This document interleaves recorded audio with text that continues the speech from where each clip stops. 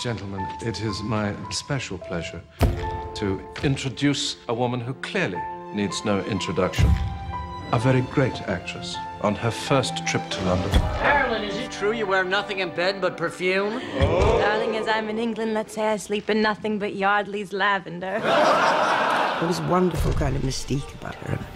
There'll always be that fascination with this kind of fragile life. I long to see her. She was able to transmit this feeling of the sun is shining and the top is down in the convertible and the wind is blowing through your hair. Surprise! You could quit this. Forget Marilyn Monroe. Let it all go. This story is so untold, and it was real.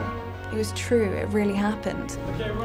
Join us as we take you behind the scenes of My Week with Marilyn, which reveals an unknown chapter in the life of the world's most celebrated woman, Marilyn Monroe.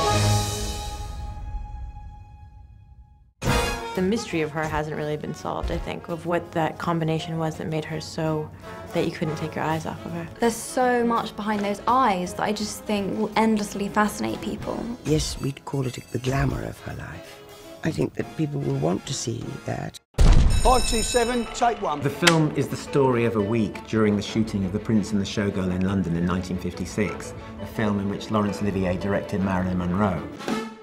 And during the shooting of that film, the young third assistant director, Colin Clark, had this magical, intimate week with Marilyn. Hurry up, Slowpoke! And our film is really the story of that week.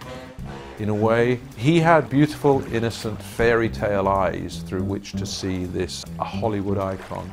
Oh, I have something in my eye. I can't see anything.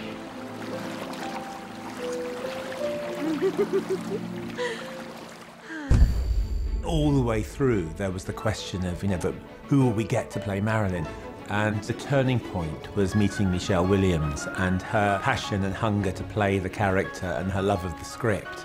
And really, I think Michelle has the courage of a lion in taking it on. Started this heat wave by letting my seed wave, and in such a way that the customers say that I certainly can.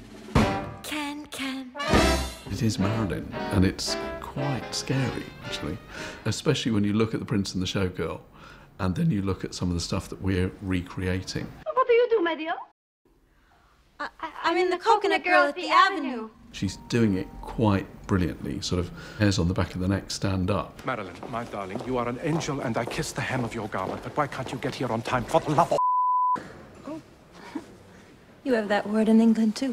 Well, you can't do better than Ken Branagh as Olivier, can you? He's brought a really special understanding of the man. I've known Ken for a long, long, long time. And everybody said, oh, he's the new Sir Lawrence, and rightly so. Farewell the plumed troops and the big wars that make ambition virtue. Oh, farewell.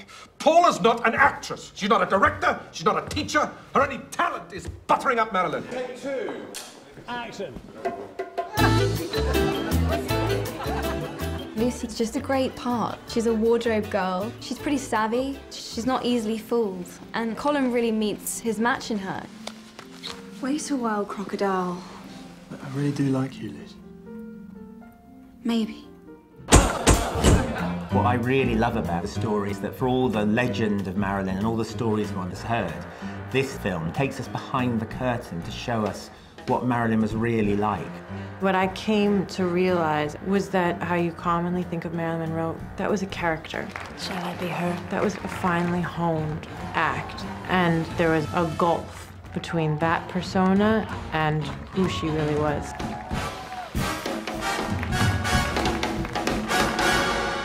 Marilyn is the most fascinating person. And this take on it from Colin Clark's perspective and the book he wrote and everything, I just think it's genius. Were you frightened of me, Colin? No. Good, because I like you. What must it be like to be the most famous woman on earth? All people ever see is Marilyn Monroe.